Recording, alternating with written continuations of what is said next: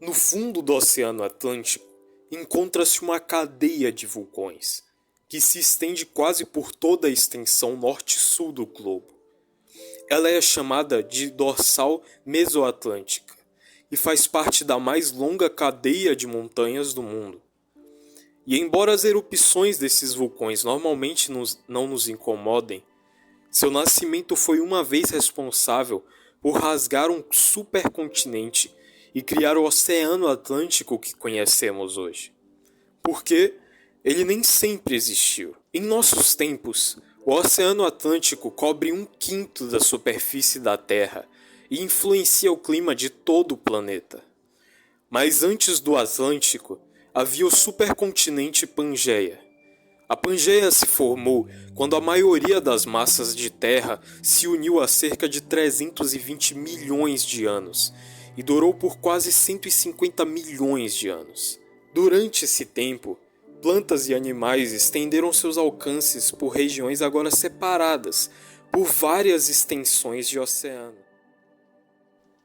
Mas para o final do seu reinado, algo grande começou a se formar sob a superfície do supercontinente. O calor começou a se acumular no manto sob Pangeia, uma concentração de calor que mudaria completamente o curso da vida na Terra. Por algumas medidas, produziu a maior erupção vulcânica que o nosso planeta já viu, dividindo o supercontinente ao meio e formando o Oceano Atlântico. E causou uma extinção em massa global no processo. O primeiro sinal de problemas apareceu no período Triássico Médio, há 230 milhões de anos. Uma fenda na Pangeia Central começou a se formar, estendendo-se e puxando o continente, formando falhas na crosta. Isso começou a dividir o que hoje é a África e a América do Norte. Começou lentamente no início, crescendo ao longo de 30 milhões de anos, até se estender por 5.000 quilômetros. E todo esse tempo, o calor continuava a se acumular sobre o supercontinente. Poderia ter sido uma pluma de magma flutuante do manto abaixo, mas a morfologia e a química das rochas deixadas para trás não se encaixam exatamente nessa explicação. Ou poderia ter sido que células de convecção se formaram nas bordas de Pangeia e canalizaram o calor para dentro, concentrando-o abaixo da fenda. Ou, como uma galinha sentada em um ovo, o grosso supercontinente pode ter essencialmente incubado o manto abaixo dele. Seja qual for a fonte, cerca de 100 graus Celsius de calor excessivo se acumularam no manto sob o supercontinente.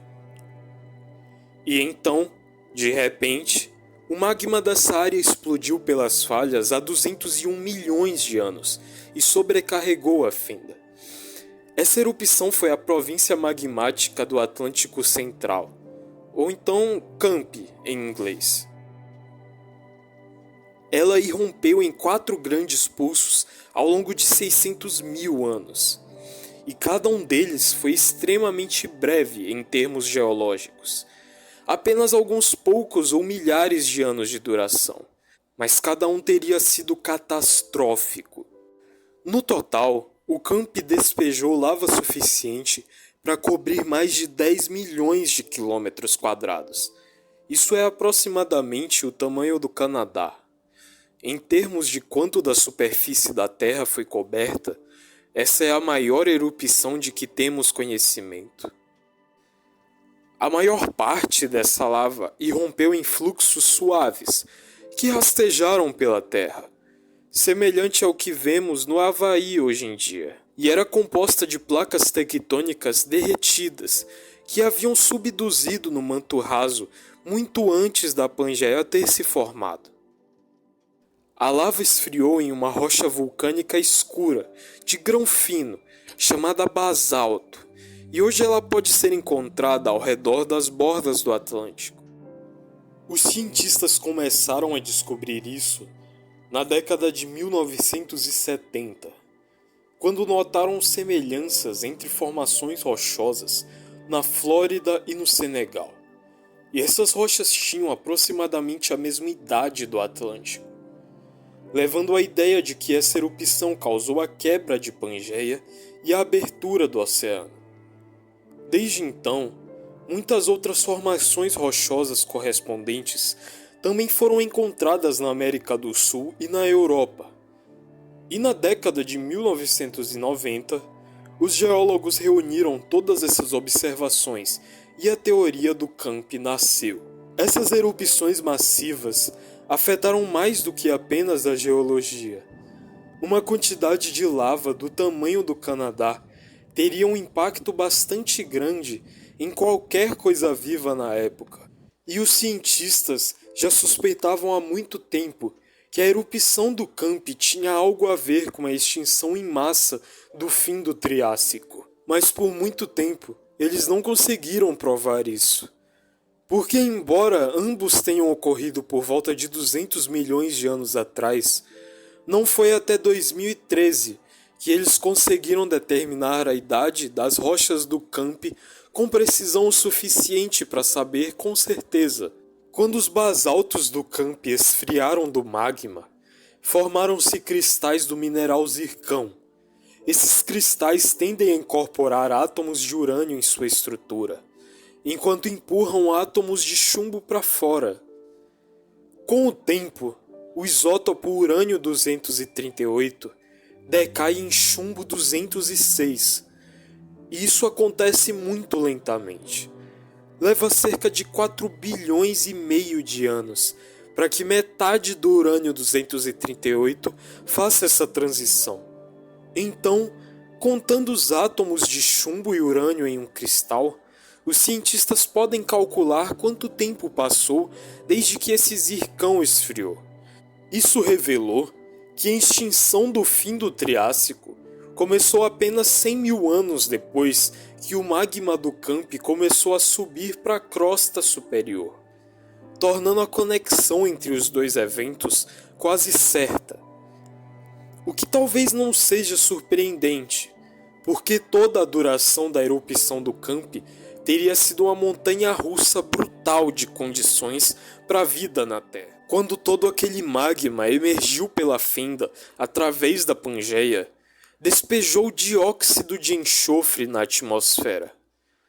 Na parte inferior da atmosfera, isso reagiu para formar chuva ácida, que se infiltrou nos solos em terra. Mais acima na estratosfera, formaram-se aerossóis de enxofre. Junto com as cinzas vulcânicas, esses refletiram a luz solar e resfriaram rapidamente o planeta. E a combinação de chuva ácida e o inverno vulcânico foi apenas o início dos problemas para a vida. O dióxido de carbono veio diretamente dos vulcões, bem como do magma reagindo às rochas sedimentares por onde fluía. Isso dobrou o dióxido de carbono na atmosfera, emitindo aproximadamente tanto quanto os humanos emitirão até o ano 2100. Os efeitos do CO2 demoraram mais a serem sentidos, mas aqueceram o planeta em mais de 4 graus Celsius. Um pouco de aquecimento também poderia ter desencadeado um ciclo de feedback descontrolado, descongelando clatratos de metano. Isso é gelo sob o fundo do mar que contém gás metano dentro dele. Isso teria liberado metano na atmosfera, que é um gás de efeito estufa ainda mais potente do que dióxido de carbono. Com temperaturas em ascensão, incêndios florestais devastaram os continentes, causando caos para a vida na época. E ainda podemos ver os restos desses incêndios preservados como carvão em sedimentos.